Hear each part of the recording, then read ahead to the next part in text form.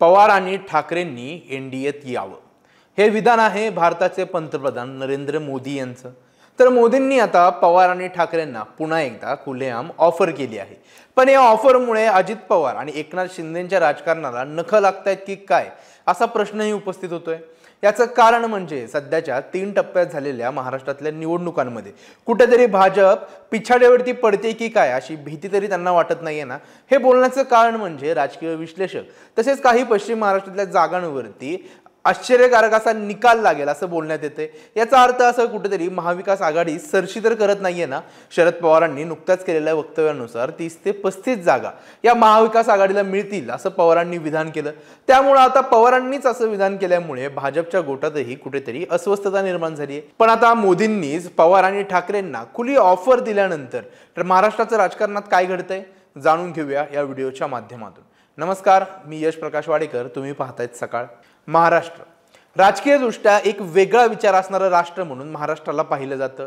इथं यशवंतराव चव्हाणांपासून ते वेगवेगळ्या विचारांची लोक राजकीय व्यक्ती वाढले, त्यांनी विचार अख्ख्या जगाला अख्ख्या भारताला दिला। त्यामुळे महाराष्ट्राच्या राजकारणात विचारांना नेहमीच एक महत्त्व देण्यात आलं आहे। याच विचारांचे महत्त्वाची रेग ओढत 2 पक्ष म्हणजेच बीजेपी आणि दुसऱ्या बाजूला काँग्रेस आणि राष्ट्रवादी यांचं राजकारण आतापर्यंत महाराष्ट्रात चालू होतं।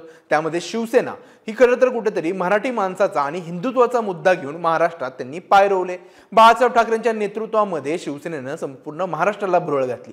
शिवसेनेच्या साथीनेच कुठेतरी भाजपही आपले पाय महाराष्ट्रात पसरवण्यात यशस्वी झाला।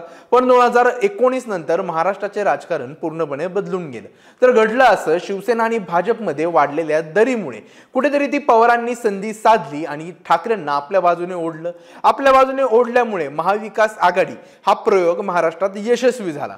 याचं झालं असं की शिवसेना उद्धव ठाकरे हे मुख्यमंत्री झाले आणि काँग्रेस आणि राष्ट्रवादी जे की वैचारिक दृष्ट्या एकमेकांपासून खूप वेगळे पक्ष आहेत त्यांनी एकत्रित येऊन महाविकास आघाडीचा प्रयोग केला आणि सरकार स्थापन केलं।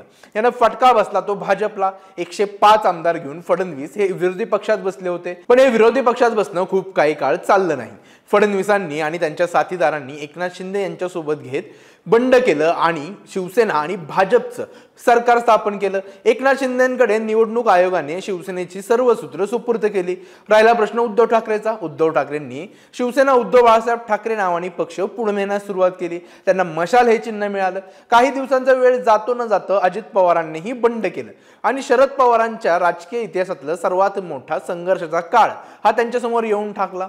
ते म्हणजे अजित पवारांच्या बंडानंतर बारामतीपासून संपूर्ण महाराष्ट्रातच पवारांची ताकद कमी होते की काय असे प्रश्न उपस्थित झाले। पण पवार हेही कसलेले राजकारणी, त्यांनी अजित पवारांच्या जाण्याने लगेच एक नवी फळी निर्माण केली आणि महाराष्ट्रात 10 जागेंवरती लोकसभेच्या निवडणुकांमध्ये आपलं वर्चस्व दाखवण्यास सुरुवात केली।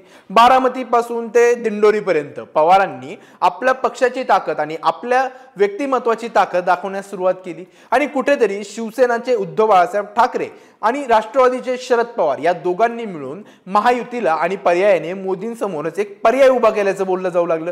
राजकीय वर्तुळातही याबद्दल चर्चा होऊ लागली। 3ऱ्या टप्प्याचं मतदान झाल्यानंतर सत्ता परिवर्तन होतं की काय इथपर्यंत चर्चा भारताच्या माध्यमांमध्ये निर्माण झाली। तसेच राजकीय विश्लेषकही तसा अंदाज वर्तवू लागले। आता तरी आपण निकालाबद्दल कोणतेही भाष्य करू शकत नाही, कारण का अजूनही काही ठिकाणच्या निवडणुका राहिल्या आहेत। 4 जूनला सत्ता परिवर्तन होणार की परत मोदींच्या गळ्यात सत्तेची सगळं पडणार हे कळेलच। पण आता पुन्हा एकदा सर्व इतिहासाची चर्चा करण्याचं कारण निर्माण होते तो म्हणजे महाराष्ट्रात एवढं राजकीय उलथापालथ झाल्यानंतरही 2 महत्त्वाचे पक्ष म्हणजे शिवसेना जी मराठी अस्मितेचा घेऊन पुढे येत होती, शरद पवार जे की वेगळा विचार आणि पुरोगामी विचार घेऊन पुढे येत होती, या दोन्ही पक्षामध्ये बंड झाल्यानंतर आणि मोदींनी महाराष्ट्रामध्ये दौरे वाढवल्यानंतर, शरद पवारांना अप्रत्यक्षरित्या भटकती आत्मा म्हणल्यानंतर, उद्धव ठाकरेंना नकली संतान म्हणल्यानंतर परत नरेंद्र मोदींनी त्यांनाच कुठेतरी खुली ऑफर दिल्याचं दिसून येतं। नरेंद्र मोदी आज महाराष्ट्रात बोलताना असं म्हणाले की पवार आणि ठाकरेंनी अजित पवार आणि शिंदेच्या नेतृत्वात एनडीए मध्ये यावं।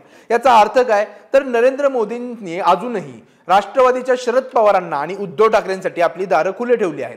पण दुसऱ्या बाजूला याला उत्तर म्हणून शरद पवारांनी एक पुण्यामध्ये पत्रकार परिषद घेतली। त्या पत्रकार परिषदेत शरद पवार स्पष्टपणे म्हणाले की नरेंद्र मोदी हे अस्वस्थ दिसत आहेत, त्यामुळे अशी विधानं येत आहेत। एकूणच एकूणच काय तर महाराष्ट्राच्या राजकारणामध्ये अजून काही भूकंप होत आहेत की काय असा प्रश्न पुन्हा एकदा उपस्थित होतोय। आतापर्यंत तरी महाविकास आघाडीकडून नरेंद्र मोदींच्या वक्तव्यावरती खूप काही बोललं जात नसलं तरीही पण हे आता त्यांना खुली ऑफर देणं, भविष्यात जर परत राजकीय खेळी उलटी पडली आणि पवार ठाकरे मोदी एकत्र आलेच अशी जर शक्यता निर्माण झाली तर अजित पवार आणि शिंदेंचं काय असाही प्रश्न आता उपस्थित होतोय। पण आता तरी अशी एकत्र येण्याची शक्यता खूप कमी आहे। पण एकूणच महाराष्ट्राचं राजकारण पाहता कधी काय होईल याचा अंदाज कोणीही बांधू शकत नाही। त्यामुळे तुम्हाला काय वाटतं, मोदींनी पवार आणि ठाकरेंनी दिलेली ऑफर ही राजकीय खेळी आहे की महाराष्ट्रातले राजकीय गणित बदलताना मोदींना दिसत आहेत? आम्हाला कमेंट करून जरूर कळवा। तुम्ही हा व्हिडिओ YouTube वरती पाहत असाल तर सकाळचं YouTube चॅनल जरूर सबस्क्राइब करा आणि Facebook वरती पाहत असाल तर लाईक आणि शेअर करायला विसरू नका। महाराष्ट्रातील सर्व बातम्यांचे विश्वासार्ह व्यासपीठ, सकाळच्या सर्व सोशल मीडिया प्लॅटफॉर्मला लाईक, फॉलो आणि सबस्क्राईब करा। तसंच सर्व नोटिफिकेशनसाठी बेल आयकॉन प्रेस करायला विसरू नका।